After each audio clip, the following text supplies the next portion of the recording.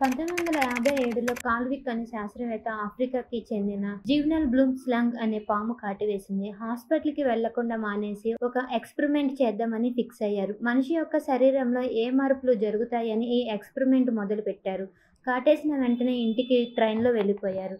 గంటకి ఆయనతో ఏం జరుగుతున్నాయో ఒక డైరీలో రాయడం మొదలుపెట్టారు. 26 సెప్టెంబర్ 1957 సాయంత్రం 4:30కి పాము కాటేసింది. 4:30 నుండి 5:30 వరకు అతనికి వికారంగా అనిపించింది. 5:30 నుండి 6:30 వరకు జ్వరం, చలి, 101 ఫీవర్‌తో వణికిపోయారు. 8:30కి 2 టోస్ట్‌లు, ఒక గ్లాస్ పాలు తాగారు. 9:30 నుంచి అర్ధరాత్రి 12:20కి నిద్రపోయారు. 12:20కి మెలకువ వచ్చింది. లేచి యూరిన్‌కి వెళ్తే ఫుల్ బ్లడ్ వచ్చింది. మళ్ళీ ఉదయం 4:30కి చాలా వికారంగా అనిపించింది. వామిటింగ్ కూడా వచ్చింది. 4:30 నుండి 6:30 వరకు అతనికి నార్మల్‌గానే అనిపించింది. నిద్రపోయారు. 6:30 తర్వాత నార్మల్‌గా బ్రేక్‌ఫాస్ట్ చేశారు. దాని తర్వాత ముక్కు నుండి, నోటి నుండి రక్తం రావడం మొదలైంది. ఆ 6:30దే అతనిది ఆఖరి నోట్.